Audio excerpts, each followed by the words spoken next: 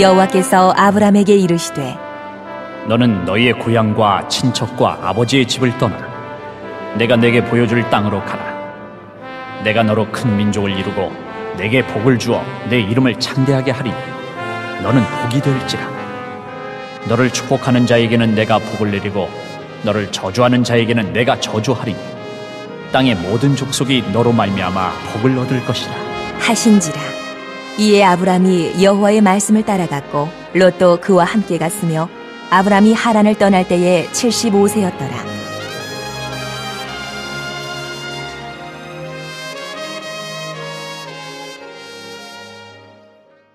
저는 지난 한 주간 동안에 성경에 나오는 여러 인물들에 대해서 묵상하는 시간을 가졌습니다. 성경에는 정말 탁월한 훌륭한 많은 인물들이 등장을 합니다. 그 중에서도 저는 14명의 인물을 선택을 했습니다. 구약에서부터 신약에 이르기까지 정말 우리가 꼭 배워야 되고 본받아야 될 그러한 많은 사람들이 있지만 그 중에서 14명의 우리 인물들을 선택을 했습니다. 그리고 앞으로 이 인물들에 대해서 앞으로 한 3, 4개월 동안 여러분들과 같이 말씀을 나누어 보려고 합니다. 저희 교회 올 2015년도의 표어가 리더를 훈련하는 교회입니다. 그래서 성경에 나와 있는 많은 인물들, 리더들 중에서 우리가 정말 더 많이 배우고 본받아야 될 그런 인물들을 통해서 그분들의 삶을 배우고 또 그분들이 어떻게 리더십을 발휘했는지, 그들이 어떻게 지도력을 발휘했는지 우리가 배운다면 우리가 좀 더 나은 리더로 성장할 수 있지 않을까, 그런 기대를 갖게 됩니다. 제가 여러분에게 리더십에 대해서 말씀을 드리면서 우리 모두가 리더다라는 말씀을 드렸어요. 그리고 리더는 태어나는 것이 아니라 만들어지는 것이다. 리더에 대해서 여러분들이 좀 더 가깝게 느꼈으면 좋겠습니다. 나랑 리더랑은 멀리 떨어져 있는, 나와는 상관없는 것이 아니라 나도 리더고 나도 리더가 될 수 있고 내가 더 큰 리더가 될 수 있다는 그러한 생각을 가지고 우리 성경의 리더들을 우리가 공부하고 배워간다면 분명히 하나님께서 여러분들에게 더 큰 리더로서 성장할 수 있도록 분명히 축복해 주실 줄로 믿습니다. 그런 비전들을 가지고 오늘 말씀을 함께 나누었으면 좋겠습니다. 하나님께서 이 세상 만물을 창조하셨습니다. 그리고 하나님께서 아담과 하와를 만드셨어요. 하나님은 아담과 하와가 하나님이 만들어주신 에덴 동산에서 행복하게 하나님의 말씀대로 순종하면서 살기를 원하셨습니다. 그런데 죄가 들어왔습니다. 아담과 하와가 죄를 지었습니다. 그래서 에덴 동산에서 추방을 당하게 되었어요. 그때로부터 계속해서 이제 죄가 연속적으로 죄에 대한 이야기들이 성경에 등장을 합니다. 가인이 아벨을 돌로 쳐 죽이는 그러한 살인 사건도 있었습니다.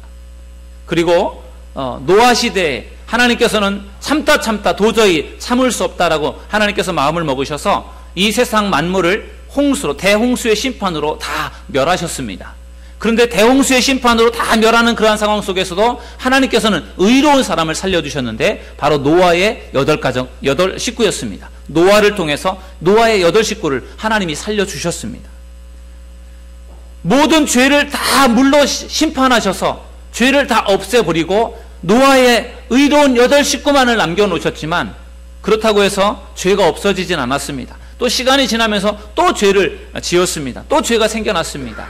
결국 인간들은 바벨탑을 쌓아 올렸고 하나님처럼 높아지고자 하는 인간의 교만함이 바벨탑을 쌓아 올렸고 하나님은 인간의 교만함을 무너뜨리기 위해서 바벨탑을 무너뜨리셨고 그리고 인간들을 다 흩어버리셨습니다. 그때 언어도 다양하게 흩어지게 되었습니다. 여러 곳으로 다 사람들이 흩어지게 되었고 언어가 다 흩어진 그런 상황 속에서 하나님께서 어느 날 새로운 하나님의 계획 속에 새로운 하나님의 비전을 이루기 위해서 새로운 하나의 사람을 부르셨는데 그 사람이 바로 아브라함이었습니다. 저는 아브라함이요 훌륭한 지도자, 훌륭한 리더였다라고 생각합니다. 왜냐하면 하나님이 많고 많은 사람들 중에 하나님의 계획을 이루기 위해서 믿음의 그러한 나라를 만들고 믿음의 어떤 족속들을 만들기 위해서 아브라함을 불렀다라고 하는 것은 아브라함이 특별한 사람이었고 또 아브라함이 하나님의 그 새로운 비전을 이룰 만한 그러한 능력이 있는 리더, 지도자였다라고 생각합니다. 그래서 저는 오늘 여러분들과 리더에 대한 말씀들을 나누면서 가장 첫 번째 인물로 아브라함을 선택했습니다. 아브라함은 어떤 사람입니까? 아브라함 하면은 여러분들이 보통 믿음의 조상 아마 그렇게 기억하실 겁니다. 아브라함은 믿음의 조상이다. 그렇습니다. 맞습니다. 아브라함 믿음의 조상입니다. 저는 오늘 여러분들과 말씀을 나누면서 이 리더십에 대한 어떤 기준에 좀 더 초점을 맞추어서 여러분들과 말씀을 함께 나눠보려고 합니다. 아브라함이 어떠한 리더였는가에 대해서 말씀을 나눠보려고 합니다. 첫 번째로 아브라함은 비전이 있는 리더였습니다. 저를 따라서 하시겠습니다. 비전이 있는 리더. 여러분, 하나님께서 아브라함을 부르실 때 아브라함에게 뭐라고 말씀하셨는가 하면은, 아브라함아, 너의 고향과 너의 친척과 너의 아버지의 집을 떠나서 내가 지시하는 그 새로운 땅으로 가라. 그렇게 하나님께서 말씀하셨습니다. 그러면서 하나님께서 아브라함에게 분명한 비전을 제시해 주셨는데, 그 비전이 바로 창세기 12장 2절의 말씀이 되겠습니다. 여러분, 창세기 12장 2절을 우리 다시 한번 읽어보도록 하겠습니다. 시작. 내가 너로 큰 민족을 이루고 내게 복을 주어 내 이름을 창대하게 하리니 너는 복이 될지라. 아멘. 여러분, 하나님께서 아브라함에게 고향을 떠나서 내가 지시하는 땅으로 가라, 그렇게 명령하시면서 하나님께서 그로 인한 거기에 따른 비전을 주셨는데, 그 비전은 내가 너로 하여금 큰 민족을 이루게 하겠다라고 하는 비전이었습니다. 너에게 복을 주겠다라고 하는 비전이었어요. 너의 이름이 창대케 하겠다라고 하는 그러한 비전이었습니다. 여러분, 아브라함이 이 놀라운 하나님의 계획과 비전을 들었을 때 그의 마음이 어떠했을까요? 그의 마음이 흥분이 되었을 것 같아요. 하나님께서 나에게 멋진 것을 나에게 허락하시려고 하는가 보다 라고 하는 그러한 기대감에 아마 가슴이 떨렸을 것 같습니다. 그렇기 때문에 아브라함이요, 하나님께서 떠나라고 하는 그 말씀 앞에 순종할 수 있었던 겁니다. 그의 고향을 떠나서 하나님이 가라고 하는 곳을 향해 그가 나아갈 수 있었던 것입니다. 왜냐하면요, 하나님이 분명한 비전을 주셨을 때 아브라함은 그 비전을 따라가는 사람이었습니다. 하나님이 주신 그 비전이 너무나 훌륭하고 멋있어서 내가 그 비전대로 가면 정말 하나님께서 나로 하여금 큰 민족을 이루게 하실 것이고 나에게 복을 주실 것이고 나의 이름이 창대케 될 것이다 라고 하는 그 비전을 향해 아브라함이 따라간 것입니다. 저는 이러한 점에서 아브라함이 비전이 있는 리더라고 그렇게 생각합니다. 만약에 아브라함이 비전이 없었다고 한다면 아브라함은 결코 고향을 떠나지 못했을 것입니다. 하나님이 가라고 하는 그 새로운 땅, 미지의 땅으로 가지를 못했을 것입니다. 여러분, 리더는요, 비전을 따라가는 사람임을 믿으시기를 주님의 이름으로 축원합니다. 우리에게 비전이 너무나 중요합니다. 어느 부족의 추장이 후계자를 선발하기로 계획을 세워서 이제 후계자를 뽑기 위해서 사람들을 모집을 했습니다. 이 부족의 후계자가 되기를 원하는 사람은 다 오십시오. 많은 사람들이 왔습니다. 추장은 그 중에서 여러 가지의 과정들을 걸쳐서 3명을 최종적으로 선발을 했습니다. 3명의 후보가 이제 남았습니다. 추장은 그 3명의 후보에게 마지막 미션을 주었습니다. 마지막 테스트를 했는데 그들이 살고 있는 그 부락에서 가장 높은 산 꼭대기에 올라갔다 오라고 하는 그러한 미션이었습니다. 그 가장 높은 산 꼭대기에 올라가서 가장 멋있는 것을 가져오라, 그렇게 추장이 임무를 주었습니다. 그래서 3명이 땅 하는 소리와 함께 그 높은 산을 향해 달려 올라갔습니다. 그리고 달려 올라가서 꼭대기까지 정복을 하고 그리고 내려왔습니다. 제일 먼저 추장에게 도착한 1등으로 도착한 사람이 추장에게 가져온 것이 아름다운 꽃이었습니다. 저 산에 피어있는 아름다운 꽃을 한 아름 이렇게 만들어서 추장에게 갖다 바쳤습니다. 제가 보고 온 것들 중에 이것이 가장 아름다운 것입니다. 추장님, 이 꽃을 받으십시오. 이렇게 추장에게 꽃을 선물했습니다. 두 번째로 들어온 사람은 아주 아름다운 멋있는 그러한 괴함석, 돌을 주워와서 그 돌을 추장에게 바치면서 추장님, 제가 이 아름다운 것을 추장님을 위해 준비했습니다 하면서 그것을 추장에게 드렸습니다. 세 번째 사람은 꽃도 그리고 돌도 아무것도 가지고 오지 않았습니다. 그런데 이 세 번째 사람이 추장에게 와서 보고하기를, 추장님, 제가 그 높은 산 꼭대기에 올라가 보니까 그 산 밑으로 넓은 평원이 보이는데 그곳에 앞으로 우리 부족들이 그곳을 개간해서 농사를 짓든지 하면 우리 부족이 넉넉히 먹고 살 수 있는 그러한 엄청난 그러한 땅이 밑에 펼쳐지고 있었습니다. 저는 그것을 보고 왔습니다. 그렇게 보고를 했다고 합니다. 이때 추장이 그 3명의 사람들 중에 누구를 후계자로 선택을 했을까요? 1번입니까? 2번입니까? 3번입니까? 네, 3번이죠, 당연히. 왜 그랬을까요?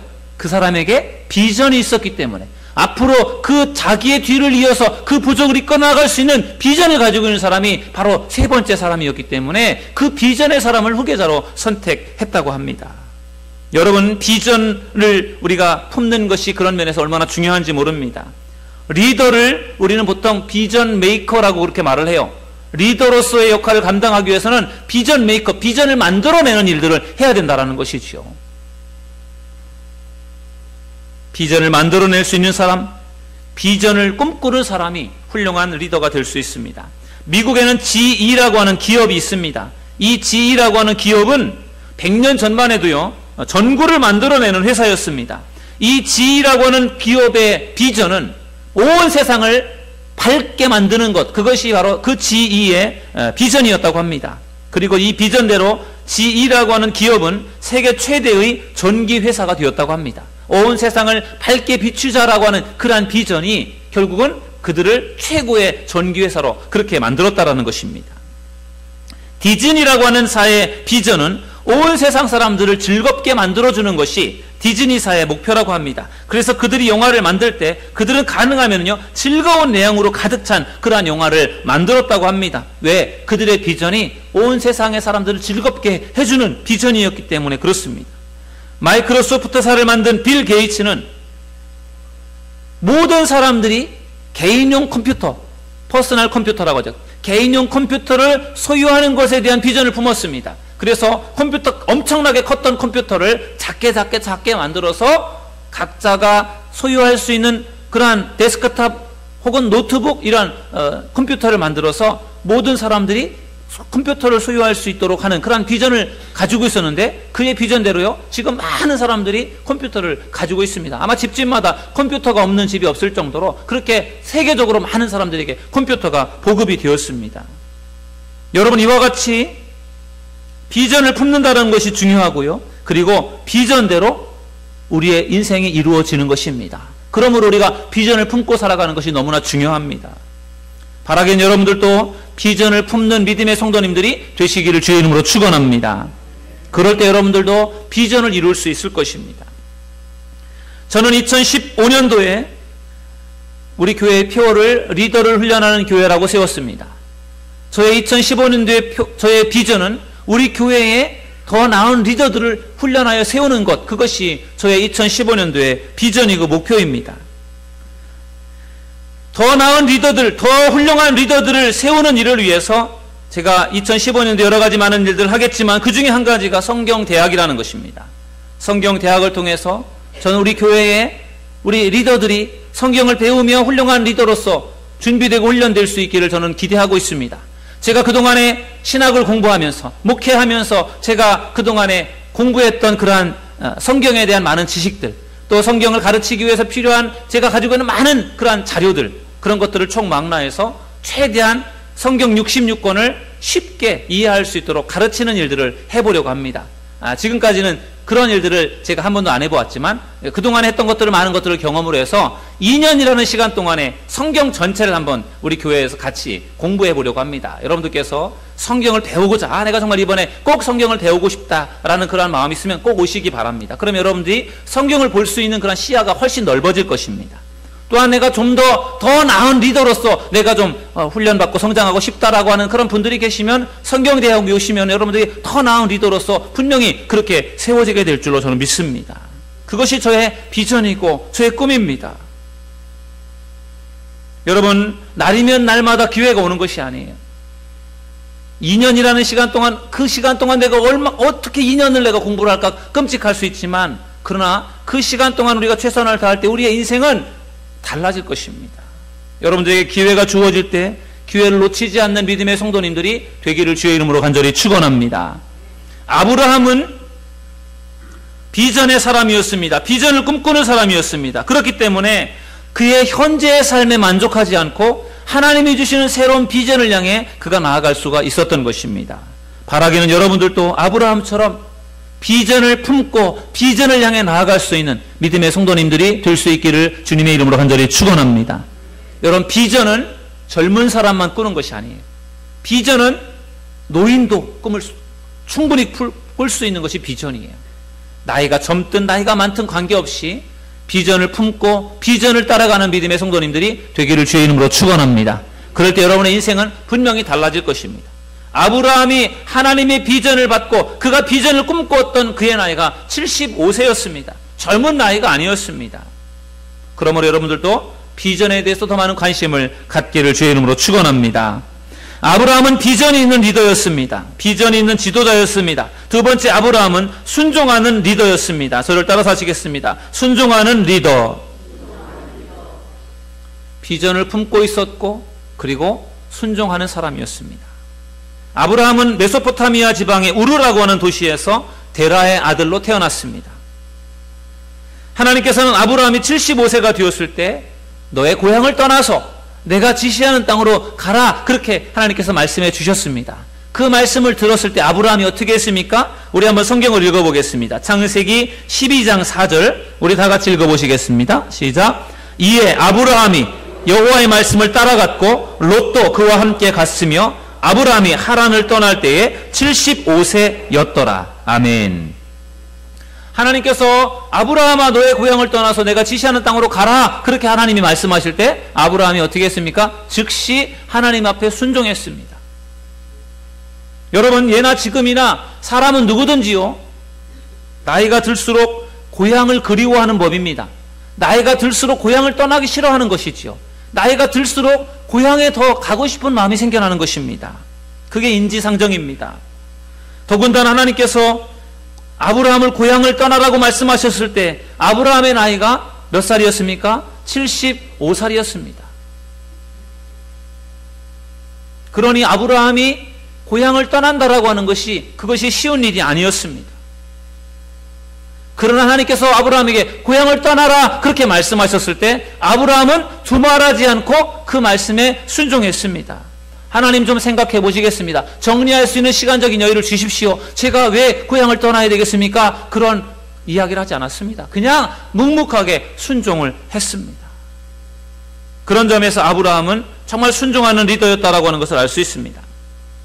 저희 장인 어르신 이야기를 좀 하겠습니다. 저희 장인 어르신 올해 83세가 되셨는데요. 저희 장인 어르신께서 결혼을 좀 늦게 하셨습니다. 그래서 36살 때 첫째 딸을 낳으셨습니다. 그리고 장인 어르신 39살 때 저희 아내 둘째 딸을 낳았습니다. 장인 어른은 아들을 낳고 싶었는데 첫째도 딸을 낳고 둘째도 딸을 낳았습니다. 아들을 낳고 싶었지만 그것이 마음대로 되지 않았습니다. 그러다 결국 장인 어르신이 46살이 되었을 때 셋째를 낳았습니다. 아들이었을까요? 딸이었을까요? 예, 아들을 낳았습니다. 그 아들이 지금 원주 목양교회에서 목회하고 있는 저희 처남입니다. 장인어른이 46살의 아들을 낳았을 때 너무나 기분이 좋아서요, 덩실덩실 춤을 추셨다고 합니다. 제가 왜 이 이야기를 하는가 하면요, 아브라함의 이야기를 좀 나누려고 제가 이야기를 했습니다. 아브라함이 100세의 자식을 처음으로 낳았습니다. 100세, 그것도 아주 잘생긴 아들을 낳았습니다. 그러니 아브라함이 얼마나 좋았겠습니까? 뭐 지금이야 뭐 아들보다 딸이 더 좋다라고 요즘 시대에는 그렇게 말하잖아요. 그런데 저희 아버님 시대만 해도 그때는 아들을 꼭 낳아야, 아들을 통해서 뭐 대를 이어야 된다라는 그런 생각들이 많았기 때문에 아들을 꼭 낳아야 된다는 그런 생각들이 굉장히 강했어요.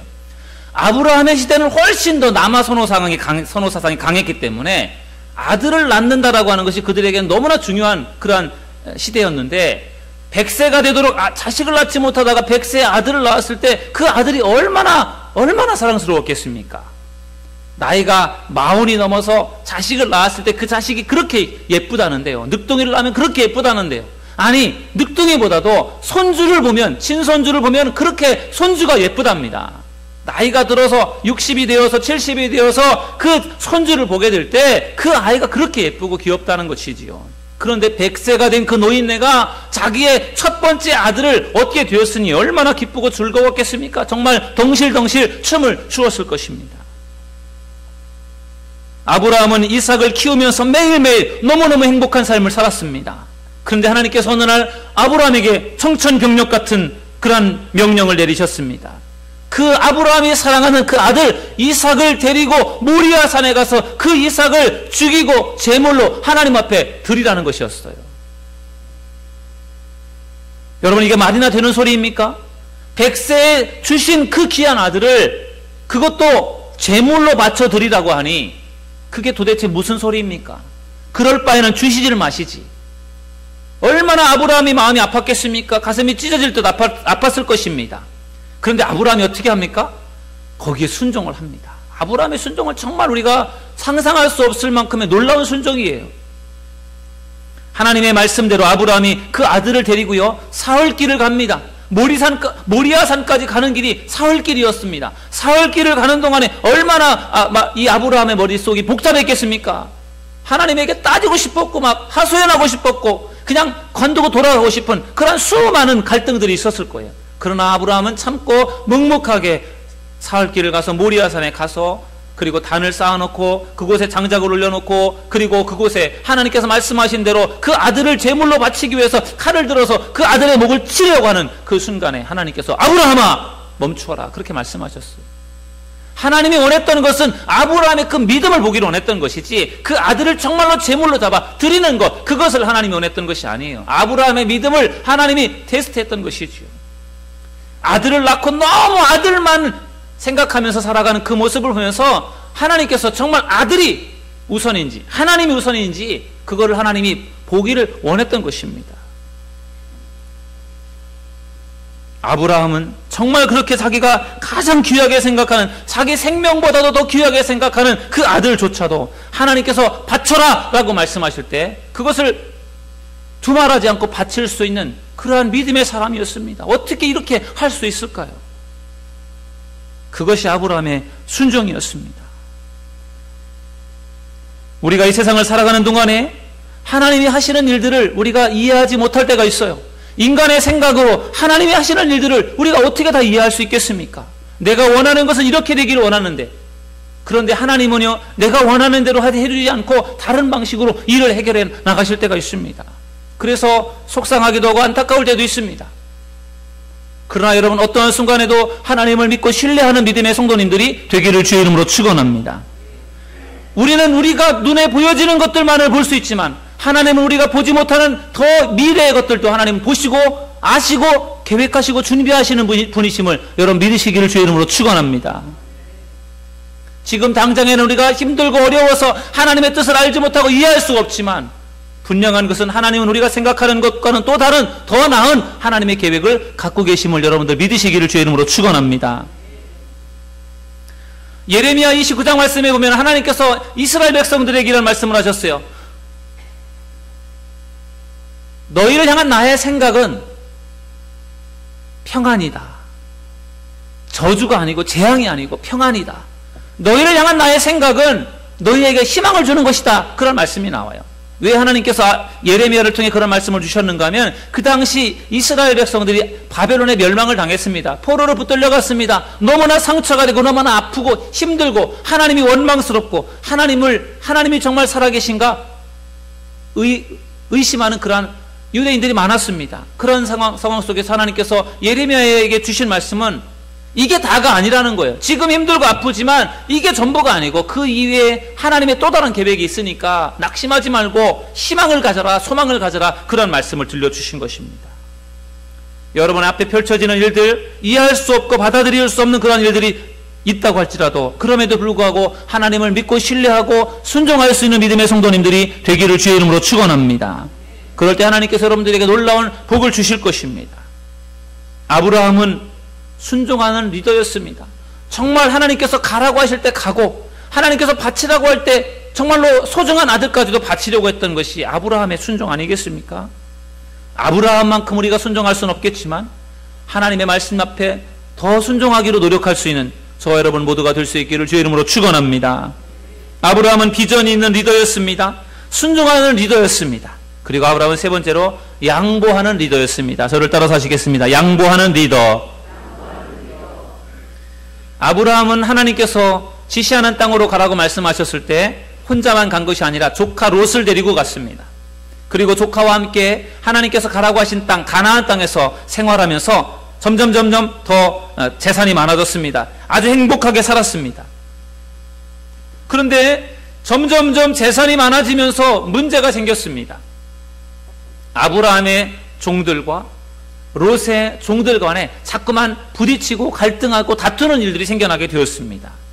애들 싸움이 어른 싸움이 된다는 이야기가 있습니다. 종들의 싸움이 그냥 종들의 싸움에서 끝나는 것이 아니라 그 종들이 싸운 것 때문에 아브라함의 마음이 아플 때가 있었어요. 롯의 마음이 아플 때가 있었습니다.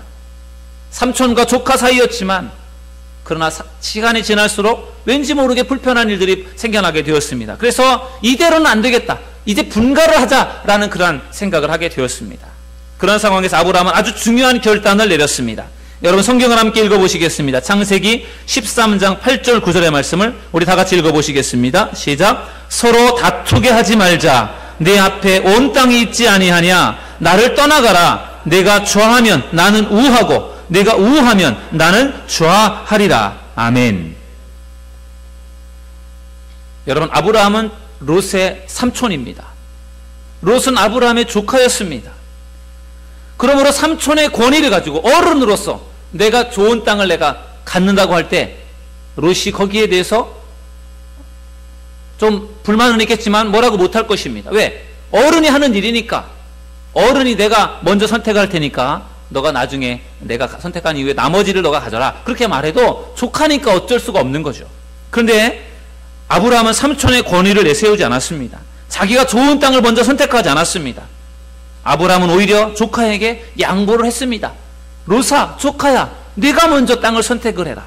그러면 너가 좌하면 내가 우할 것이고 너가 우하면 내가 좌할 테니까 너에게 우선권을 줄 테니까 너가 먼저 선택해라.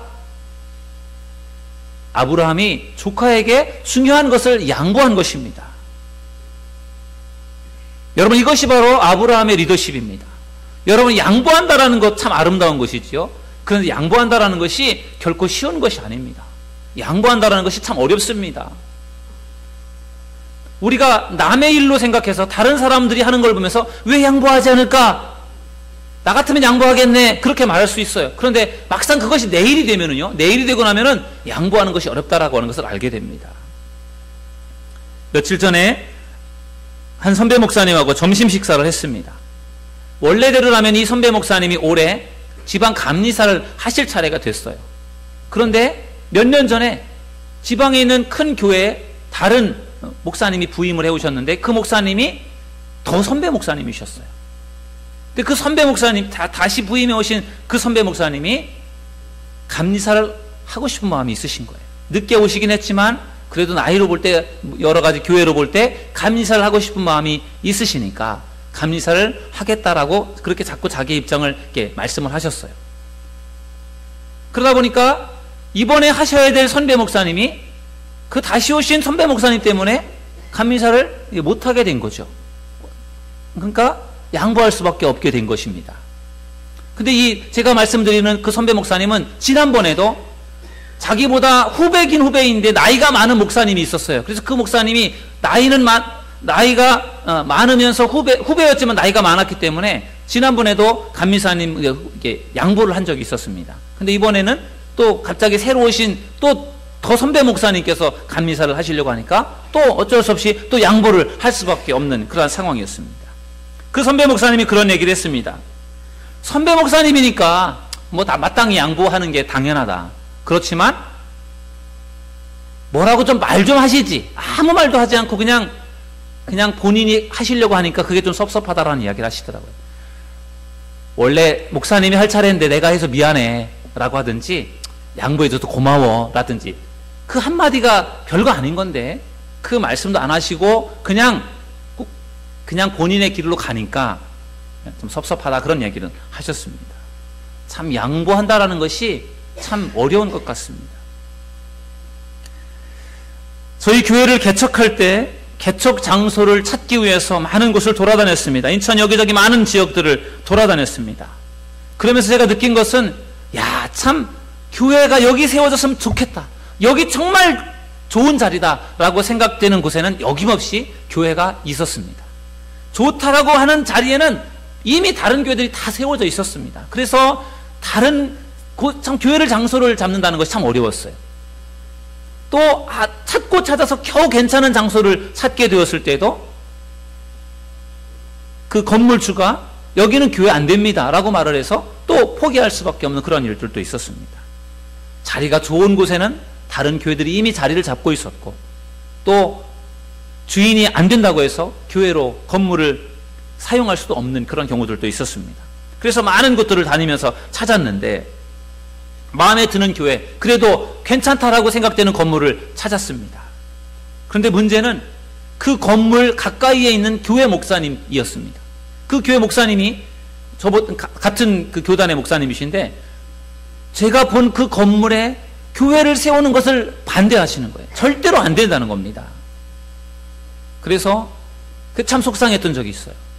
근데 후배가 개척을 한다고 와서 상가에다가 교회를 개척한다고 하는데 도와주시지는 못할 망정 절대로 안 된다고 말씀하시니까 참 그것이 속상했어요. 그래서 제가 목사님을 2번, 3번 찾아가서 사정을 했습니다. 목사님 좀 허락 좀 해주세요. 목사님의 교회에 제가 해가 되지 않도록 할 테니까 좀 허락해 주세요. 그렇게 말씀을 드렸지만 절대로 안 된다고 그렇게 거절을 하셨습니다. 그때는 그 목사님이 야속하고 참 이해가 되지 않았어요. 어떻게 목사님이 저럴 수가 있을까? 그런데 시간이 지나고 보니까 그 목사님이 이해가 되더라고요. 나 같아도 내가 목회하는 교회 근처에 나보다 더 큰 교회가 온다고 하면은 저 같아도 쉽게 허락을 안 할 것 같은 생각이 들었어요. 입장을 바꿔놓고 생각을 해보니까 그분의 그 마음이 이해가 되더라고요. 참 양보한다라는 것 아름다운 것이지만 결코 쉬운 것은 아닌 것 같습니다. 정말 내 욕심을 내려놓을 때 양보할 수 있는 것이고, 내가 세상의 눈이 아니라 믿음의 눈으로 바라볼 수 있을 때 양보할 수 있는 것 같습니다. 저는 그런 점으로 미뤄볼 때 아브라함의 양보가 참 훌륭하다라는 생각이 들었어요. 누구든지 더 좋은 땅을 갖고 싶고 더 많은 것을 내가 누리고 싶은 것이 인간의 생각일 터인데, 아브라함은 그것을 과감하게 내려놓고 자기의 조카에게 양보하는 그런 모습들을 볼 때 역시 훌륭한 리더구나 라는 생각이 들었습니다. 여러분들도 아브라함과 같이 양보할 수 있는 믿음의 성도님들이 되기를 주의 이름으로 축원합니다. 나 아니면 안 된다라는 생각을 갖지 마시고, 내가 아니더라도 다른 사람이 얼마든지 할 수 있다라는 생각을 가지고 내 자리를 양보해 줄 수 있고, 내가 할 자리이지만 다른 사람에게 양보할 수 있는 그러한 믿음의 성도님들이 되시기를 주의 이름으로 축원합니다. 양보하지 않고 내가 먼저 하려고 하는 그러한 마음을 갖게 될 때 엄청난 불화와 다툼이 생겨나게 될 것입니다. 오늘 아브라함의 리더십에 대해서 말씀을 나누었습니다. 아브라함은 비전이 있는 리더였습니다. 그렇기 때문에 고향을 떠나 새로운 땅으로 갈 수가 있었던 겁니다. 아브라함은 순종하는 리더였습니다. 그래서 하나님께서 명령하실 때 순종하기 어려운 순종이었지만 그럼에도 불구하고 아브라함은 순종했습니다. 아브라함은 양보하는 리더였습니다. 중요한 것을 내가 먼저 선택할 수 있었지만 그것을 자기의 조카에게 양보할 줄 아는 리더였습니다. 그렇기 때문에 하나님이 아브라함을 크게 쓰신 것 같습니다. 믿음의 조상으로, 이스라엘의 조상으로 아브라함을 들어 사용하신 줄로 믿습니다. 여러분, 우리가 잘 준비되는 것이 너무 중요합니다. 비전을 품고, 그리고 하나님의 말씀 앞에 철저하게 순종하고, 우리가 때로는 양보하는 미덕을 가지고 우리가 잘 믿음의 그러한 준비를 해나간다면 하나님께서 아브라함을 크게 쓰셔서 아브라함을 모든 민족의 그런 조상으로 삼으시고, 그리고 아브라함에게 복을 주시고 그의 이름을 형통케 하는 것처럼 우리가 잘 준비된다면 하나님은 얼마든지 우리를 사용하실 것이고 우리를 분명히 축복해 주실 줄로 믿습니다. 아브라함처럼 비전을 품으시고, 아브라함처럼 순종하시고, 아브라함처럼 양보하는 삶을 사셔서 하나님이 계획하시고 준비하신 많은 풍성한 복을 받아 누릴 수 있는 믿음의 성도님들 되기를 주님의 이름으로 간절히 축원합니다. 기도하겠습니다.